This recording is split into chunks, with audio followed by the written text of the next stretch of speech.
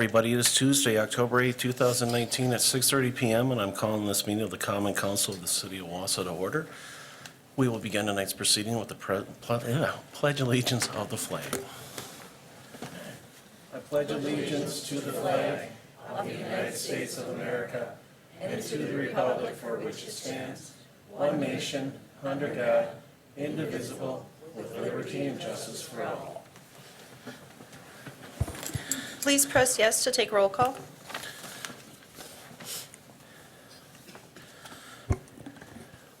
We have 10 members present. And right off the bat, we have three proclamations. The first one beginning with Fire Prevention Week. Whereas the City of Wausau, Wisconsin is committed to ensuring the safety and security of all those living and visiting Wausau, and fire is a serious public safety concern both locally and nationally, and homes are the locations where people are at the greatest risk from fire. And home fires killed 2,630 plus people in the United States in 2017, according to the National Fire Protection Association. And fire departments in the United States respond to 357,000 home fires. And the majority of U.S. fire deaths, 4 out of 5, occur at homes each year. And the fire rate and death per 1,000 home fires reported U.S. fire departments was 4% higher in 2017 than in 1980. And when the smoke alarm sounds, Wausau residents may have less than 2 minutes to escape to safety. And Wausau's residents who have planned and practice a home fire plan escape are more prepared and will likely, therefore, be more likely to survive a fire. And Wausau's residents should make a home escape plan and practice their plan at least twice a year with everyone in the household. And Wausau's residents should teach children to escape on their own in case adults can't help them and practice using different ways out. And Wausau's residents should get out and stay out, never going back inside the home for people, pets, or things. And the 2019 Fire Prevention Week theme, Not Every Hero Wears a Cape, Plan and Practice Your Escape, effectively serves to remind us that we need to take personal steps to increase our safety from fire. Now, therefore, I, Robert B. Mielke, Mayor of the great city of Wausau, do hereby proclaim October 6th to the 12th, 2019 as Fire Prevention Week, and I urge all the people of Wausau to heed the important safety messages of the Fire Prevention Week 2019 so that the residents of Wausau can be prepared and increase the safety from home fires. We also have a proclamation for National Women's Small Business Month. Whereas the National Women's Small Businesses were originally started by the National Women's Business Council to highlight and honor the contributions women have made to the business world. And the Small Business Administration states that women-owned small businesses continue to be the fastest growing sector of our economy. And the number and the economic contributions of women-owned firms continue to rise at rates higher than the national average, with even stronger business formation rates seen since the recession. And as of 2018, it's estimated that there are 12.3 million women-owned businesses in the United States, employing nearly 9.2 million people and generating over $1.8 trillion in revenues. And between 2007 and 2018, the number of women-owned firms increased by 58% compared to just a 12% increase among all businesses. And therefore, over the past 11 years, the number of women-owned firms continues to grow at a rate fully 4.8 times faster than the national average. And women are now the majority owners of 40% of the country's businesses, up from 38% in 2016. These firms employ 12% of the nation's private sector workforce, which is up from 9% last year, and contribute to 4% of the nation's business revenues. Now, therefore, be it proclaimed that I, Robert B. Mielke, Mayor of the fantastic city of Wausau, do hereby proclaim the month of October 2019 as National Women's Small Business Month in the city of Wausau. And I encourage and celebrate the growth and momentum of women's entrepreneurship and their dreams. And we have Vicki from McDevco here. She can accept this.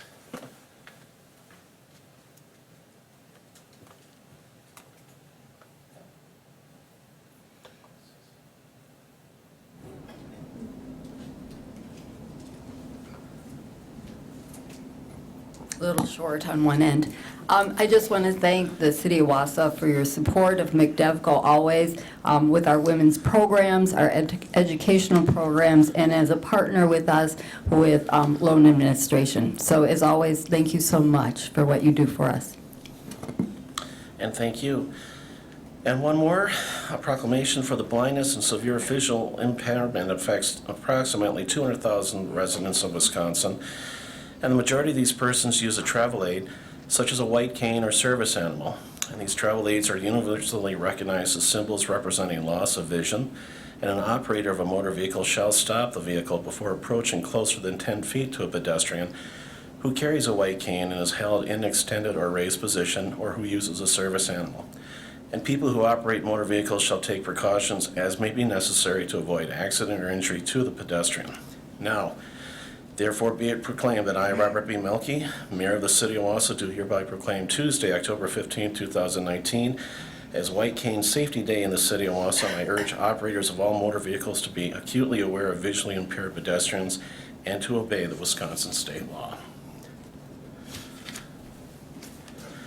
Moving forward, we have one individual that would like to speak for the council tonight, Mr. Chuck Robinson.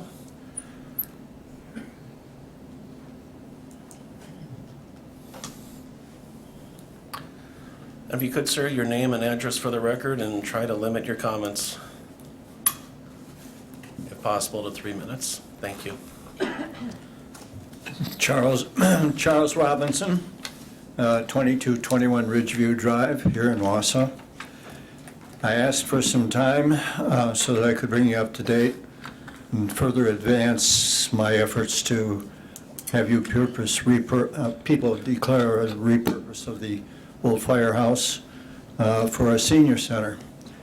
Now, it's been a while since I was here, and when I've been around, I've taken a lot of photographs of facilities that are surrounding Wausau where there are senior centers or community centers. The two words seem to be used interchangeably. But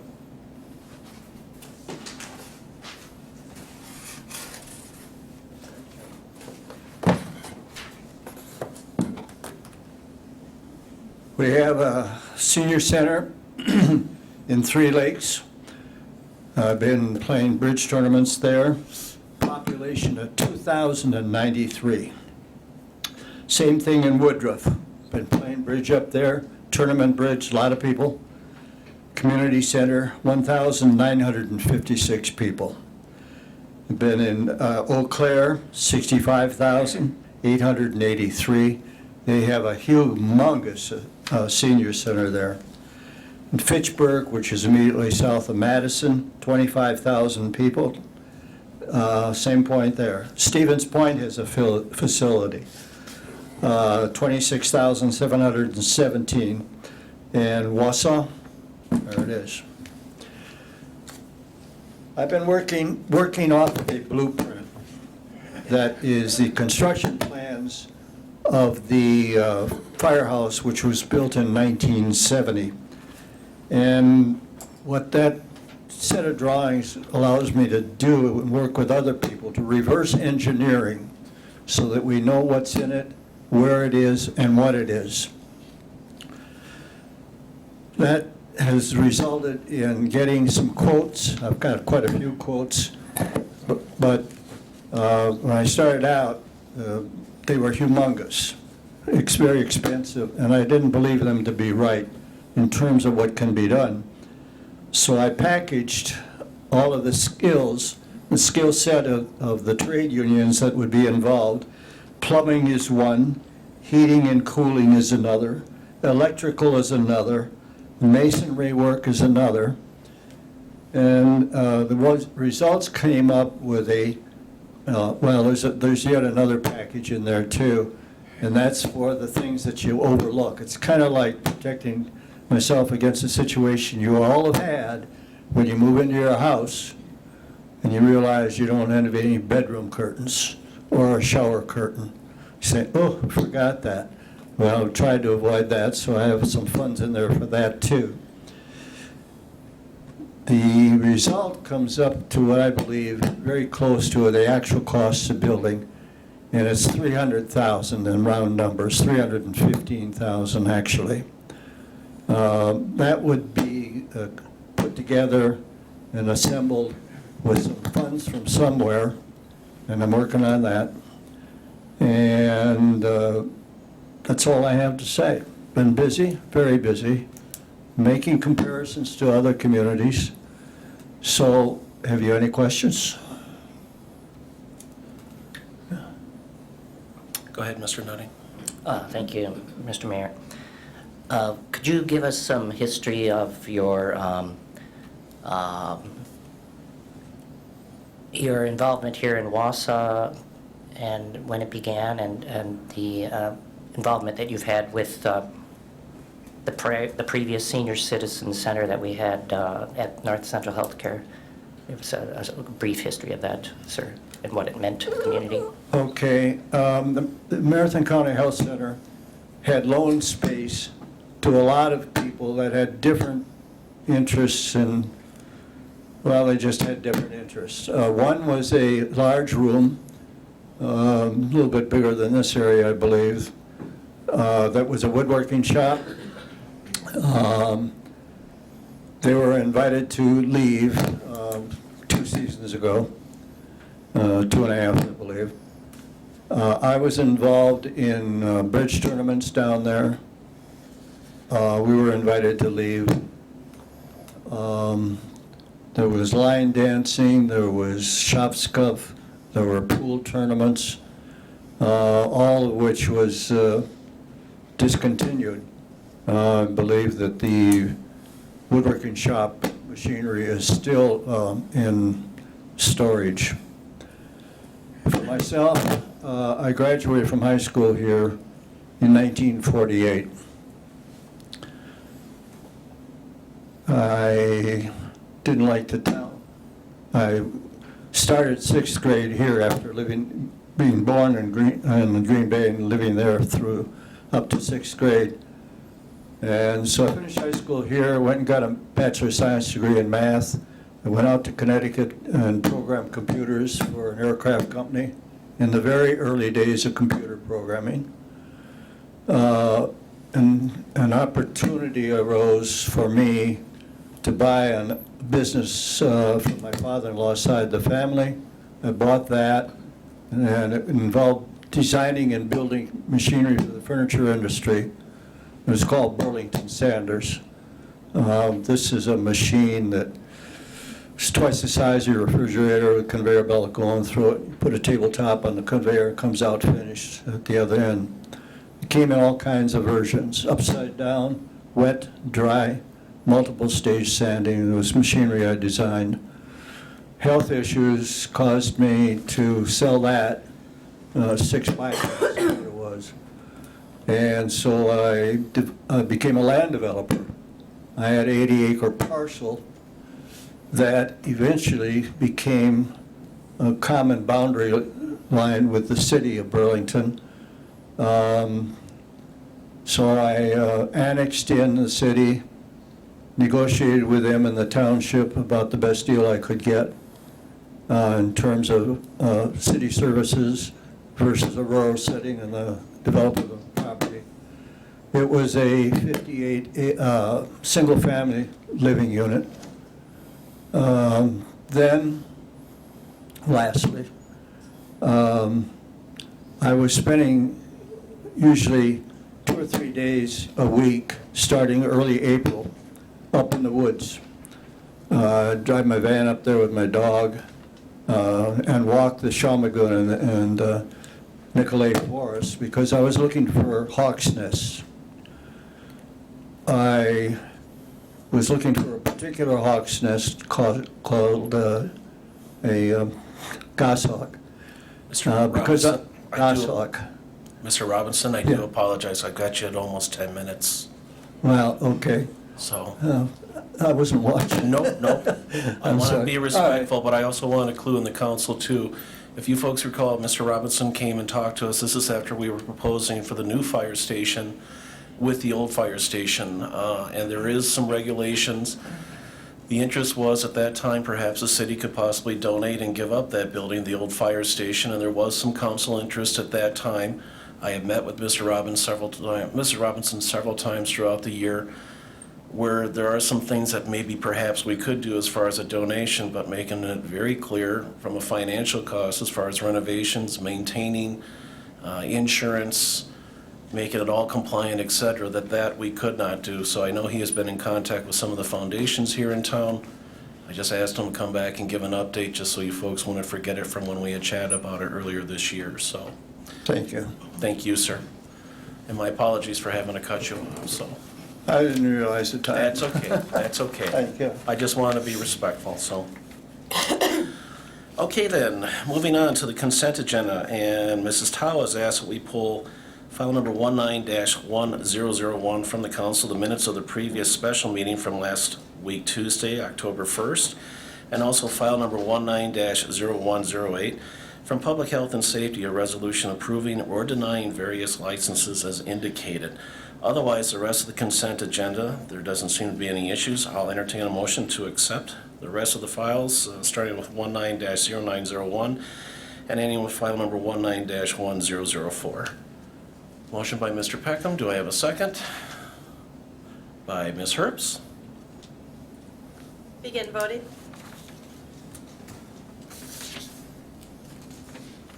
Motion passed unanimously. And then we will be bringing forth those two files, file number 19-1001 from the council, the minutes of the previous special meeting for October 1st, 2019. And then also file number 19-0108, Public Health and Safety, that we had indicated before. And if I could get a motion to accept that, please. Motion by Mr. Peckham, second by Mrs. Tao. Begin voting. Oops, excuse me. We do have a light on. Okay, Sorry Mrs. about Tao. Thank you, Mayor. I just want to give an explanation on why I was missing when we had a huge night for that special meeting. I recall getting an email from our city clerk to see if we would all be available. I knew that I would be on vacation to North Carolina and South Carolina, unaware if there's any kind of air traffic control issues or if my flight would be delayed.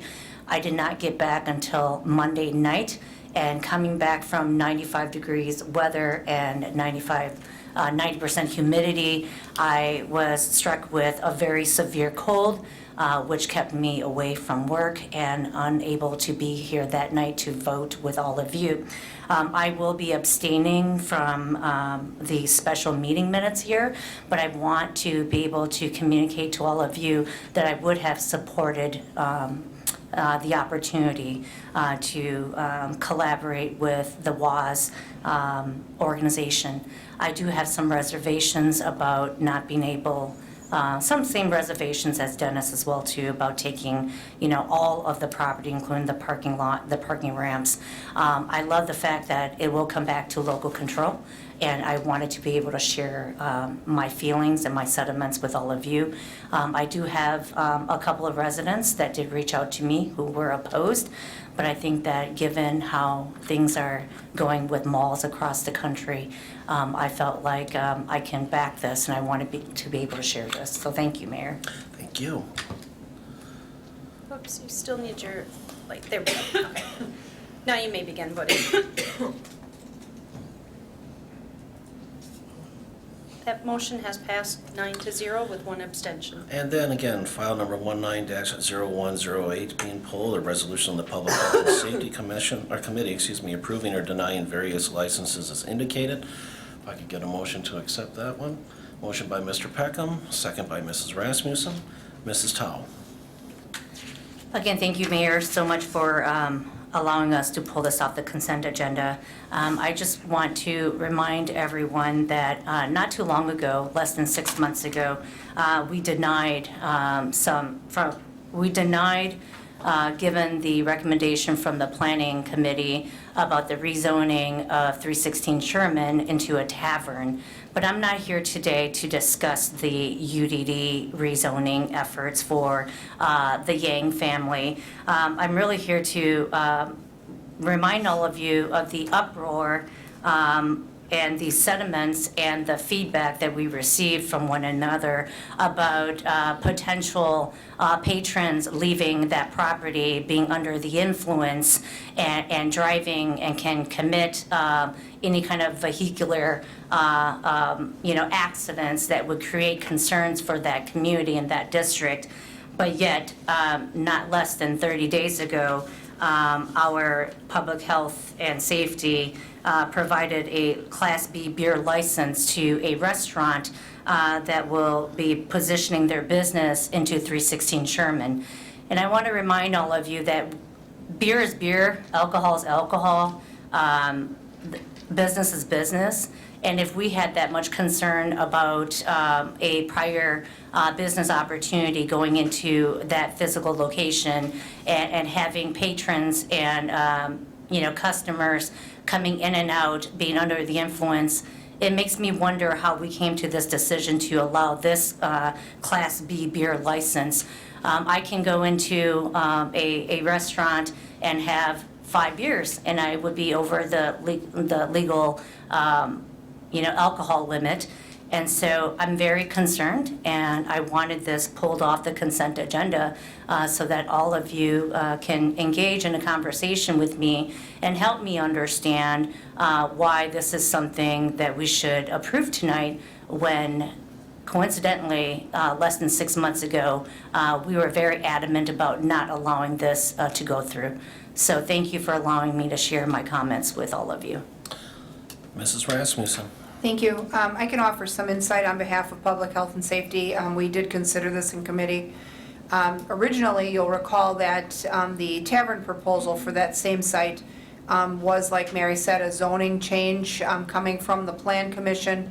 And part of our discussion about the zoning was the hours of operation of the establishment. And so one of the concerns that we had based on the surrounding residential area is the hours that a traditional tavern environment keeps. And so parallel to that discussion, our discussion then branched off a little bit into what is the likelihood that we would eventually approve a liquor license for that site if we approve the zoning, even though that item was not on our agenda that night. But looking down the road, we discussed a little bit about neighborhood disruption and, the past history that has taken place with other licensed establishments in that corridor. So that led us to deny the zoning request for a tavern use at that site, and less about the vehicular risk, I think. That was part of our discussion, but I think one of the things that we're concerned about when a business keeps late hours and traditional tavern hours is neighborhood disruption at closing time. And so, separate from that, Public Health and Safety looked at this request. This restaurant did not need a zoning change. Restaurant was already an acceptable use in the zoning classification that's already there. And so this was Class B beer only. It was not the full Class B beer and liquor license, so it's not serving a full complement of alcoholic beverages, and the hours of operation were far shorter. This establishment is expected and has been, it's operating under a provisional license right now based on the committee approval. This business is expected to be closed between 9 and 10:30 in the evening, and not to keep those late hours in the neighborhood that they operate in. And that's why the committee approved it. Also, the beer sale is ancillary to the operation. The restaurant's driving force and its primary revenue source is food sales. And so given that, we recommended approval because the business is keeping short hours, and the beer sale along with the meals is a secondary function, similar to what you see happening at La Taqueria on 17th Avenue, where you can purchase a drink with a meal, but it's not operating a full functioning tavern, it's not operating a full beverage complement, and they're not keeping those late hours. So that's what the committee weighed in its decision. Mr. Neal. Thank you, Mr. Mayor. I would like to add my sentiments to Alder Tow's. I did not feel that we operated well at the previous meeting that you referenced. I did support those people at that time, and I was disappointed to see it not happen. I do appreciate the finer points of the decision, so it wasn't apples to apples necessarily. And I'm happy that somebody will have a nice business there. I just wish we could go back in time and do what we should have done prior. So just wanted to add my feelings to that. Mrs. Tao. Thank you. I just want to share that I will be supporting and voting yes on this license because I truly believe in allowing businesses to thrive. What I want to share is that shortly after we denied that zoning request, I know that the city offered another workable arrangement for the Yang family to move, like 50 feet across to the other building, right?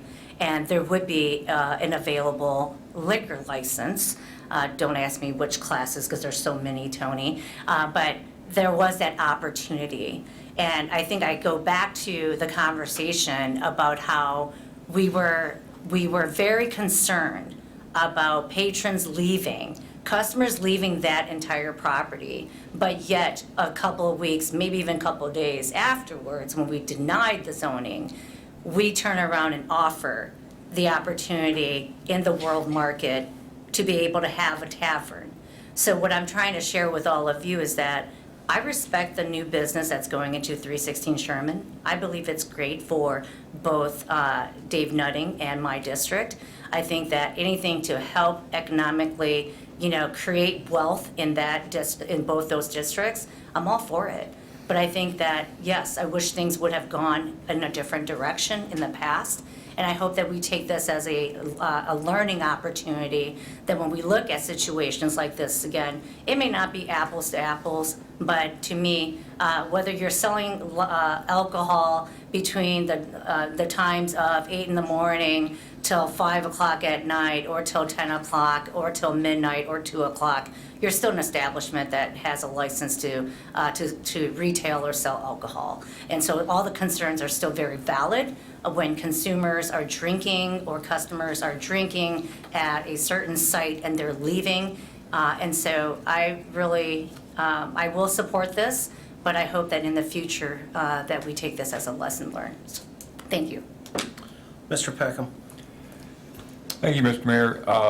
Right after the Public Health and Safety Committee gave tentative approval to this license, I got an email with the subject line racism, and the intimation was that somehow it was racist to approve this license versus the other license. But what I responded to that individual was that for me, there was no neighborhood opposition, zero. Nobody came in and was concerned about it. Mr. Yang, I recall, was a very likable young man, and I was hoping that we would be able to find a way to get him into business. But I asked him what his hours were going to be, his hours of operation, and I wanted to hold up a little sign and say, closing at 10:30 or something. And he said, nope, 2 a.m. And I said, oh, rats. And the final thing for me that led me to not even hesitating on the approval of this is that it's a different animal. It's a restaurant, and as Ms. Rasmussen has said, the alcohol service is going to be incidental. So I think we can approve this in good conscience and move on. Okay, you may begin voting.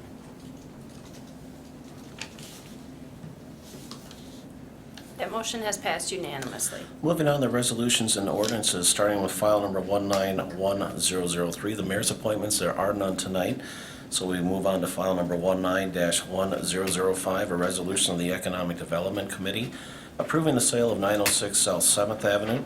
The committee action approved 4-0. The fiscal impact will be $8,000, and sale of the property will result in an increase to the tax base once the property is developed. Entertain a motion to accept. Motion by Mr. Neal, second by Mr. Nutting.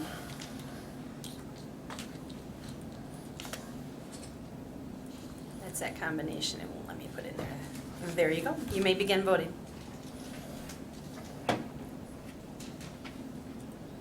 Motion has passed 10-0. File number 18-1109, a joint resolution of the Human Resources Committee and Finance Committee creating the part-time position for Administrative Assistant number 3 in the Finance Department and approving the related budget modification.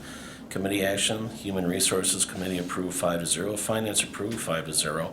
Fiscal impact will be $29,500 annually plus fringe benefits. Entertain a motion to accept. Motion by Ms. Herbst. Do I have a second? By Mr. Gisselman. Mrs. Tao. When this last agenda item was at our, I don't know, 2 months ago, we didn't have 2/3 votes, and I just want to share that. We always want to be physically sound when we take a look at our budgets. I think that if we're going to have any kind of revision or redesign in our workforce within City Hall, I understand that the prior Community Development Admin 3 played multiple hats for us. We were very lucky to have someone who had that level of skills that was able to help us with, election time, the polls, kind of doing all that coordination for us. I wish that we could have had conversations. If we're going to redesign that role to be the business development specialist, and then know that we're going to have this gap in skills, or a person that spent 10 or 20% of their time annually supporting us with election time, I wish that we would have had a different conversation and be able to, I don't know if it's through attrition or being able to divvy up some of that work to maybe a already constrained staff. I don't know, but I've heard from Tony and from Mary Ann regarding not having enough staff for the front, service desk, for finance. I get that part, but I think that if we were going to be asked to make a decision to change that role to be a full-time role for a brand-new position for a business development specialist, then it would have been nice to find a way before that happened to have funds be allocated to a part-time person without us now having 2 brand-new positions and looking at a not budget-neutral opportunity here. I get it. You're probably scrambling for resources to help, make ends meet for election year. You're trying to stay ahead of the game. I just believe that there is good practice that when something is on our agenda, that if we have the people that are here, then we go ahead and make the vote. I know that Lisa Rasmussen shared that Dave Nutting had some reservations about not being here, right? And wanting to be a part of the decision-making or the voting when it came to budget modifications. And so that information is recorded in our minutes, but I want to share with you that if you look at our video, because I was going to be the dissenting vote, that wouldn't give us the 2/3. And then we were asked to pull this off, okay? Not verbatim in that kind of language, but if you go back and look at our video, and then that's what positioned our council president to share with us that Dave Nutting, we wish you were here so that you can vote along with us. And so it was voted 4-4, I think, and then it came down to the mayor choosing to vote yes to have it pulled off. I just want some transparency. I want to share that I hope that, again, going forward, that if something is on the agenda, that we're going to go ahead and vote, and we don't, play these, kind of tactics and try to use the system to try to move things off. I don't think it's appropriate, and I just wanted the opportunity to share that. I will not be voting for this tonight, but I just want to share my feelings with all of you. Mrs. Rasmussen. Thank you. I guess just to piggyback on Mary's comments, knowing at the last meeting or a couple meetings ago when we had this item on our agenda, we actually had multiple members absent. And with a budget modification, not knowing, I think Mr. Peckham and Mr. Nutting were both absent. And so that said, not knowing how either one of them would have felt about the situation, I think if we're going to modify the municipal budget, and that's what I said at the meeting, is it makes sense to have as many of us vote on something like that as possibly can be present. Same thing with this issue with the mall that we had last week. You want as many districts represented in your decision-making when you modify your municipal budget as you can possibly get. You may not be able to get unanimous attendance, but when you're operating with one member resigned and 2 other members absent, we could do better than that, trying to modify the budget for them with them not present. So whether they support it or not, I don't know, but I think that we make a better decision when more of us are here. But separate from that, this item, when we talk about an employee that operated in dual capacity, the situation, I think, actually is maybe the reverse of what we're thinking it is. Now, the employee in question, yes, we're using someone from community development and from the economic development, community development department to help with elections. However, that employee, when she was originally brought on board, was brought on board in the clerk, finance, and election function, and later on, a position opened in community development, and she moved up to that position to secure full-time work. It wasn't like we were taking one of Chris Schock's employees and shuttling them down to fill in the clerk's office. She began, I believe, part-time or three-quarter time downstairs in that function that she's been pulled back to, and then moved up to the economic development position. So either way, you've got one employee that's been able to operate in dual function, but this is probably an issue that should have gotten addressed before, because they had a full complement of work for her in community development to begin with, but she was pulled back to her old function when she was needed to assist with that, and that gave us the luxury all along of not having to hire anybody to really do the job that we need to hire somebody to do now. Because we can't pull her back anymore, she's leaving. And so I really think we should have taken a vote like this and created a position like this and split these jobs 3 or 4 years ago. We just weren't forced to do it because we were able to take that one person and use her somewhere else for a week or 2 or 3. And now that luxury is going away. And so I think if we're going to get through our election smoothly and get through our tax collection time smoothly and make sure that we deliver the service that our residents expect at the front counter, we really need to solve this once and for all. And I think splitting those functions does that. And so, regardless of what we think about holding up action on the item 2 weeks ago, I think it makes sense for us to split those responsibilities and make sure both departments are properly staffed. Now, the vote we made a few weeks ago for economic development to create that position in Chris Schock's department does that for him. But we need to actually have the same level of responsibility to make sure we're properly staffing in that clerk customer service area that's taking care of those elections and that service as well. And so I think these two things both need to happen to make sure that we have enough staff in both functions. And it's just been a long time coming. Mr. Neal. Thank you, Mr. Mayor. Just hearkening back to the meeting where we took action to not take action and pulled this item with only 8 people seated, and statute requiring that a vote of 8 was required to pass a budget change as this is. I found it disconcerting at the time that there was a voiced, opinion that I will not support this. So that one vote out of 8 people became the majority of one, and really made everybody else's vote meaningless. Why even vote? Because that one stated opposition was the majority, and it could not pass. Ultimately, we voted to table until we could have better representation on council, and that was a 4-4. I don't know how this vote will go tonight. I don't know.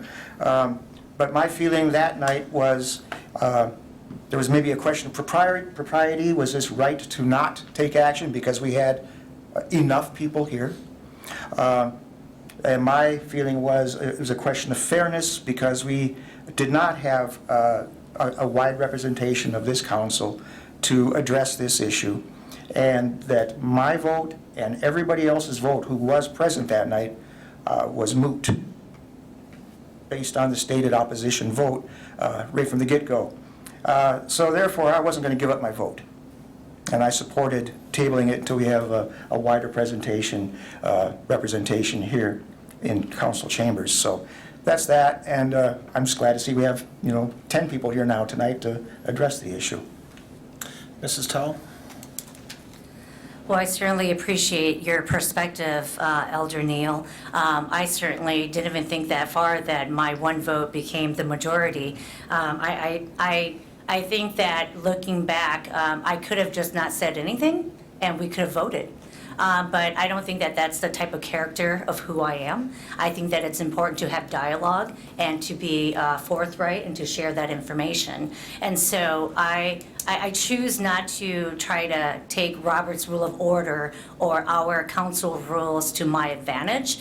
I simply was being an honest person, sharing how I felt, and maybe that was to my disadvantage. And it was a big lesson learned for me. Yeah, I agree, but I don't want to play games. I'm not a person who's going to come in here and try to say, I'm going to be tactful about something. No, I'm a voice for the people. I try to go off of my experiences and my knowledge and my education to make the best decision for those that I represent in the city of Wausau. So I did not look at it like my one vote was going to be a majority. Hell, I didn't even think that at all until you just shared that right now. But obviously, there is strategy, right, in these chambers, and I'm certainly learning them strategies. But certainly, I don't think that I'm the type of person that I'm going to try to garner that type of, I guess, offense. And so I want to be clear with everyone that I know I have a clear conscience going home every night. But I want to say that the one thing that I can't go to sleep while thinking about this is that when we did our market analysis on all our jobs, and I remember reading Tony's email to us about how senior, longstanding, staff that we have here, that, people who are coming in 5 years after them or even a year after them, not being able to get an increase that is worthwhile to their performance. So I think about those things, and I think about how we voted down all the other two options and we had a room here full of staff who were hoping that we would support option 3, where everybody would win and gain.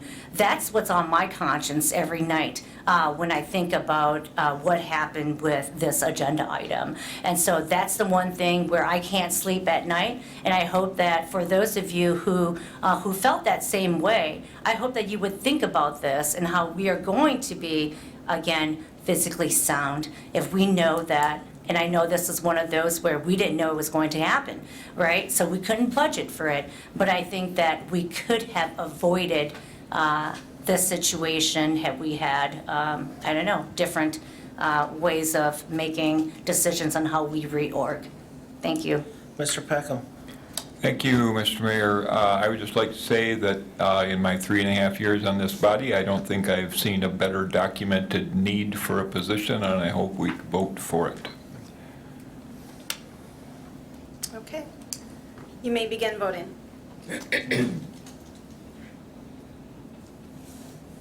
That motion has passed 9-1. File number 19-1008, a resolution of the Plan Commission approving a conditional use at 221 Scott Street to allow for cellular equipment on the lower roof in a B41 Central Business District. Committee action approved 6-0. The fiscal impact will be none. I'll entertain a motion to accept. Motion by Mr. Nutting, second by Mr. Neal. Begin voting. Motion has passed unanimously. File number 19-1011, a resolution of the Plan Commission approving a conditional use at 739 Forest Street to allow for the construction of a 95-foot monopole communications tower and attachments in an R3 two-family residence district. Committee action approved 5-1. The fiscal impact will be none. Entertain a motion to accept. Motion by Mr. Nutting, second by Mr. Peckham. Mr. Neal. Thank you, Mr. Mayor. I did get a little bit of feedback from constituents on this that live immediately adjacent to this property. And, there were some concerns, I guess, voiced in meeting, too, about concerns about are there possible health risks and things of that nature. I believe those have been addressed and are not really germane. The other concerns were kind of like that NIMBY aesthetic concern where I just don't want that big ugly thing right there across the street from my house. And that's legitimate, because who would? I think Mr. Mayor even stated that maybe he wouldn't want that in his backyard. The facility itself occupies about a city block. It's a god-awful looking place to live across the street from to begin with. I don't know, they have no setbacks from the sidewalk, so there's not even a way they can landscape unless they put up window boxes or something. I would like to add a contingency to this, that WPS would consent to fund the planting of some trees on the boulevard across the street from its facility in that neighborhood. Anywhere where there seems to be an unobstructed view of their facility, so that we can increase our city forest in that neighborhood, and maybe for future generations, people living there, will look out their window and see a tree instead of the WPS tower. So I would just offer that as a contingency, as an amendment to this resolution. Hope somebody would think that was an okay idea. I don't think WPS would be terribly put out to, pay, the cost of putting in, maybe 3 or 4 trees in the neighborhood. Mrs. Rasmussen? I guess just a question, before I would offer a second to the amendment. Do we know if we have the space to accommodate multiple additional street trees in that area? Because normally they try to space them so that they have room to grow, and if we get them too close together, they don't do well. I would alter my contingency on recommendation of our city forester. Okay. Should we be approving it contingent upon a review by the city forester, though? I mean, That's what I would do. Did you still have comments, Ms. no, I was just curious, if we don't have capacity to add trees on those boulevards, then it's a moot point. Right. If we do, it's fine, but we don't have him here. It would be a moot point if it was not doable. If it is Right. doable, then that would be the contingency. I guess if we need additional information about the feasibility of the trees, could we wait until our next meeting and get that insight from the city forester? Is this item on a rush? I mean, as far as They were concerned about Getting it done. before winter? Correct. So 2 more weeks would really hamstring their plan? I think Bill wants to talk. Does Bill want to? Well, Bill, would you it's like not to even the tree, address it's the this? tower construction. If they can't get it in before. Or Brad. And we also have Kelly here from Wisconsin Public Service, too. It depends on the type of tree. Well, yeah. I'm not interested in the tree, I'm interested in if we wait 2 weeks, can they still get the monopole up before the snow flies? Or Eric Littman could come up and address it, so. As far as determining, what trees and stuff, we could have somebody go out and take a look and see what trees are available, what space is available, and if there's anything that we can do. He- For the construction timeline, I guess I would rely on Kelly. My thought was that maybe we don't need to add it as a contingency to the approval. Maybe what we need to do with the approval is direct our park staff, city forester, to go look at that area and determine if there is a measure that could be taken in parallel that doesn't need to be tied to the approval of the monopole. I mean, we could add street trees anywhere, anytime, and so if we would direct them to survey that area, that block, see if they could add a couple trees, we wouldn't need to tie that to this. Well, my concern, I'm sorry, but this is kind of like back and forth on the one comment, so I'm jumping in, if that's okay, parliamentary-wise. But my contingency was based on us not having to foot the bill for this. For the trees? Yeah, so we're not budgeting for those extra trees. I'm asking WPS to, do that for the neighborhood as like a goodwill gesture for us approving putting up this tower, which has received some pushback from the neighborhood. Could you make that into a recommendation as far as a contingency, as far as allowing this to be put up? Well, I'm just Okay. saying. I wanted to add a contingency to approving this request. The contingency being that I'm requesting WPS to pay for the addition of some street trees across the street, because they can't put any on their block because there is no place to put any trees there. It's all cement. And that they would just say, sure, we will pay for planting some trees where they would, fill some holes in that neighborhoods directly surrounding their facility. With Neil clarifying everything, do we have a second to his amendment before we pursue any further in this discussion? Mr. Peckham? And now, Mr. Peckham. Yeah, I think that's a fine idea, and I think we could just make it maybe an addendum or amendment requiring Wisconsin Public Service to work with the city forester and, if possible, plant a few trees in the immediate area. And, if it's not possible, doesn't work. It's fine with me. Okay, so just throw that into your initial amendment, and Mr. Peckham is seconding that still, correct? Mr. Martins? Okay. Thank you, Mayor. Yeah, I don't think we need to see this item to keep coming back to the council. There's, I don't know, if you look at the aerial photos, there possibly is space for trees, but there's already trees on the boulevard on the south side of Kickbush. So I don't know if adding more trees is going to create enough of a screen for the residents. I'd just like to see this project, move forward, so we're not kicking it back and forth between committee, forester, et cetera. If WPS wants to put trees upon recommendation of the forester, I think that would be a great idea, but I don't think we need to force that issue. Mrs. Rasmussen? Thank you. I also think that the contribution of any additional street trees, if WPS wants to make them, could be offered as a goodwill gesture, but I don't think that requirement should be tied to this. I want to see it pass either way. If we have the ability to add a couple trees, fine, but I don't think that we should hamstring their ability to operate and communicate based on the feasibility of a couple trees, which if there are adjacent residents that have aesthetic concerns, the trees that they may plant could take 20 years to mature to the point where they'd screen this. I mean, it's just, it's not a complete solution anyway, so. Mr. Neal? Yes. No, obviously, we can't plant a 60-foot tall tree.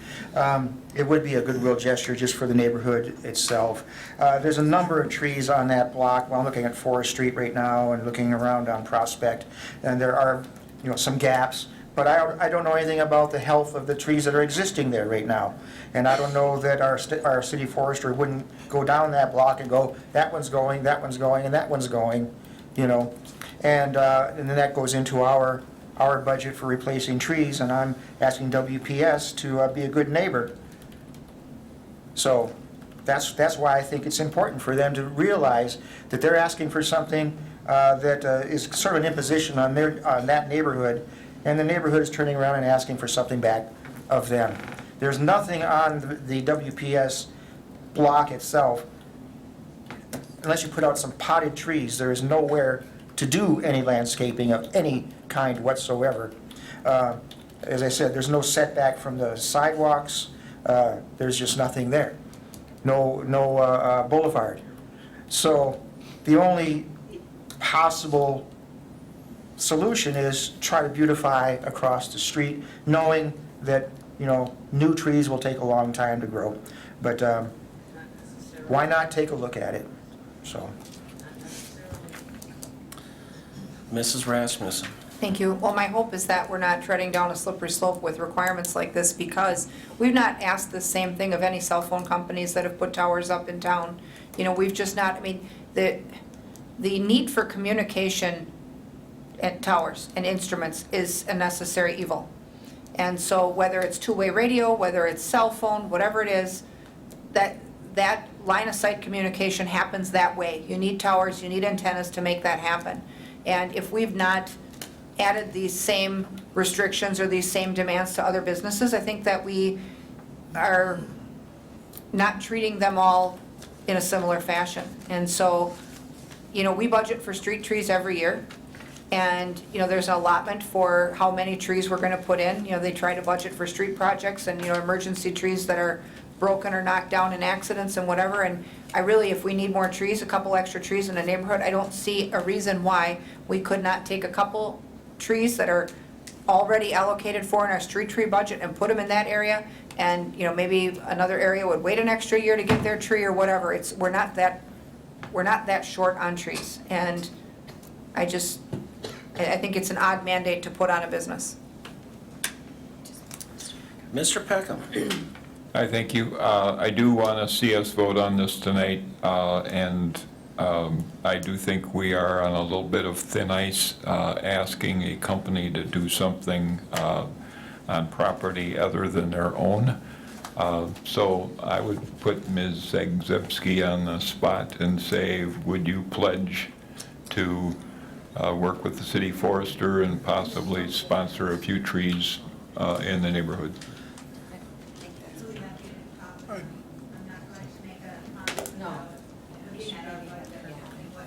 Kelly, I'm so sorry. Can you come forward, please, for the record? Thank you. This way it's recorded. Thank you.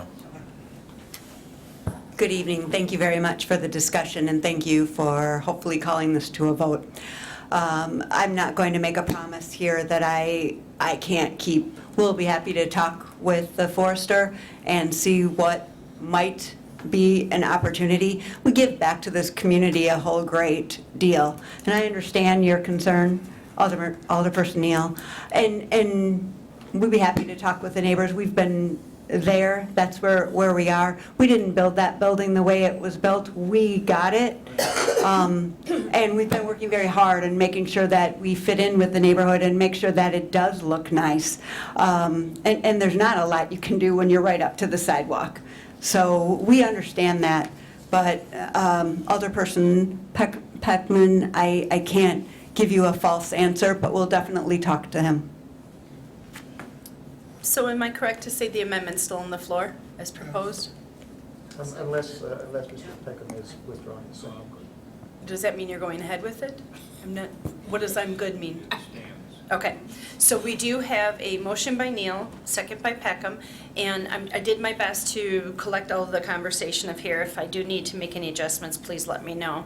So motion by Neal, second by Peckham to amend file 191011 to add a contingency upon the professional recommendation and guidance of the city forester to have WPS pay for and plant some trees across the street anywhere that there is appropriate space to improve the aesthetics of the site. I see nods, okay. I'm sorry? They wouldn't plant them, but they would have them planted. Okay. Okay. You may begin voting.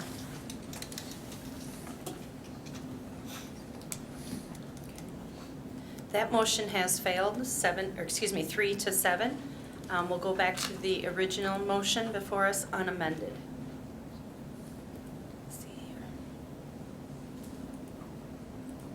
In this one, we have a motion by Nutting, second by Peckham. You may begin voting.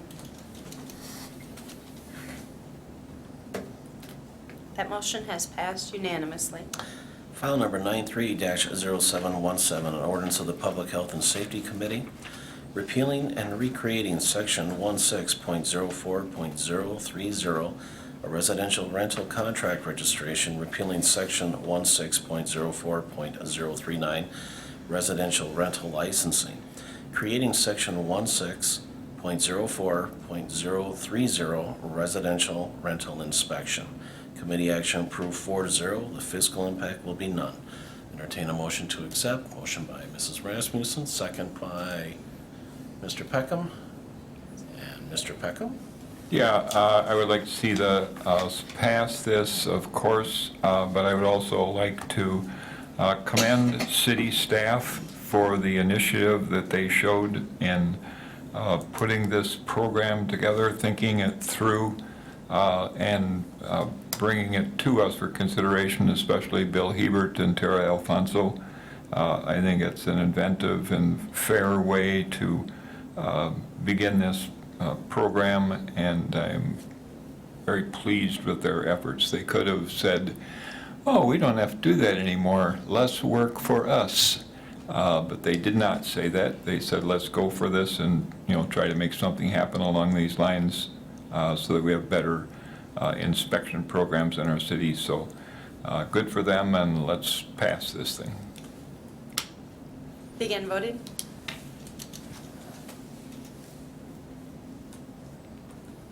Motion has passed unanimously. File number 93-0717, a resolution of the Public Health and Safety Committee designating the City of Wausau Neighborhood Stabilization and Enhancement District for purposes of residential rental inspection program. Committee action approved 4-0. The fiscal impact will be none. I'll entertain a motion to accept. Motion by Mrs. Rasmussen, second by Ms. Herbst. Begin voting. Motion passed unanimously. And now moving on to suspending the rules, transmission of committee business to council for the items marked pending committee action. A 2/3 vote will be required. I'll entertain a motion to accept. Motion by Mr. Nutting, second by Mr. Smith. Begin voting.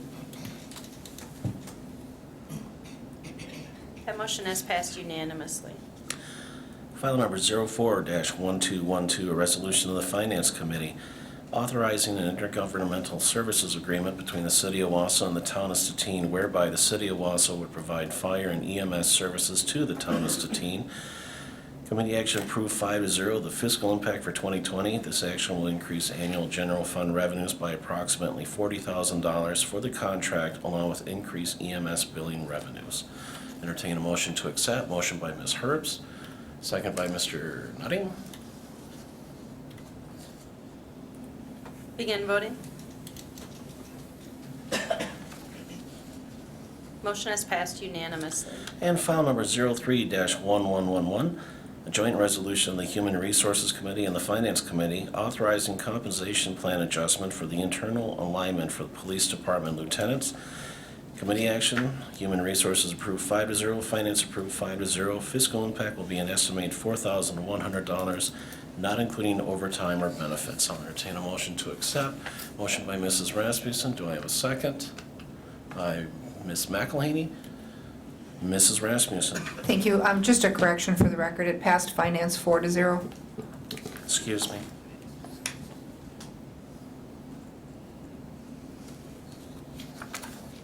Begin voting, please.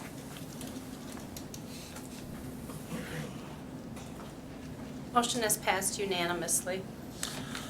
And at this time, if there's anybody that would like to come forward and speak about an item that was addressed tonight or anything going on in the City of Wausau, now's your chance.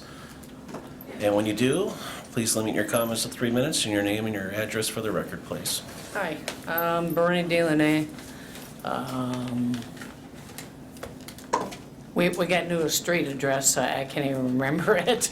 P.O. Box 2125, Wausau, Wisconsin 54403. I just wanted to say a little bit about the trees you were talking about. There's a lot of trees that don't take 20 to 60 years. You have a lot of nice trees that are already in the city. This is my area of expertise. I am a professional in this. You have little leaf lindens, you have some buckthorn, although that's not the best choice. Then you have your lilac trees. Those are really good ones to put in there. They're small spaces. They don't have to be, some of them can, like the lilac trees, can be 20 feet apart. And they don't take 20 years. If they're medium-sized trees, they take 3 to 5 years. So yes, you can plant them now before the snow flies. And you can also plant very small, like Christmas trees, Alberta pines, Scotch pines, ones that don't get very big. They take less than 20 years. And they look really nice too, especially in the wintertime. And if you pre-dig the holes, if whoever is going to plant them pre-digs the holes, you can plant them anytime throughout the winter. I've done it myself. So anyway, that's what I wanted to add. You guys don't have really a bad problem with that at all because you already have a really nice supply of trees. And no, don't plant any oak trees in there because they'll get too big and rip up the streets. So anyway, that's what I wanted to say. Thank you. Sure. Would any other citizens like to come forward and say anything? Okay, Mr. Peckham has his light on. Go ahead, sir. Thank you again. Tiny point to Ms. Delaney, we just passed a forestry guidelines Monday that prohibit invasive species such as buckthorn, so cross that off your list. Anyway. Only if you have a large piece of property and you don't want. You don't want it because it would spread the seeds. We don't need to get into that. But I just wanted to say that the state bicycling organization, Wisconsin Bicycle Federation, or Bike Fed, had their 2019 summit here in Wausau. The mayor welcomed them. I attended as the representative of the Bike Ped Committee, and Brad Sippel represented Planning Commission and his Bike Ped responsibilities. So we were represented at that. It was, I think, quite successful. It probably had more than 100 participants. Wausau was very hospitable to the folks, so we couldn't accommodate some good Saturday morning weather for a finale ride, but otherwise I think the people enjoyed their stay, and we were able to show them some of the bicycle infrastructure that we have, including Sylvan Hill and River's Edge Trail, etc. Anyway, and I would like to announce that on Saturday, October 19, we're going to have a District 1 constituent meeting from 9 to 11 a.m. at the airport.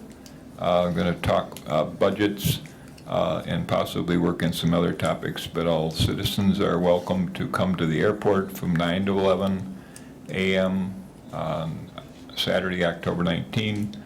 And it's a joint thing between me and County Supervisor Katie Rosenberg.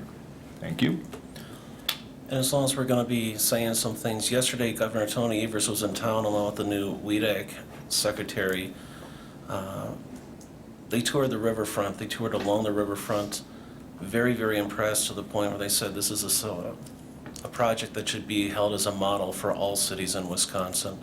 I wanted to make sure that they had met with city staff, who I'm very proud of, and thank you again for your efforts over the last few years. And this was something that was started by my predecessor, and we kept it going.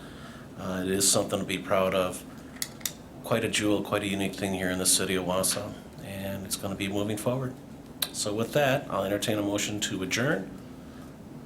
Everybody wants to stay, okay. Motion by Mr. Neal, second by Ms. Herbst. Begin voting.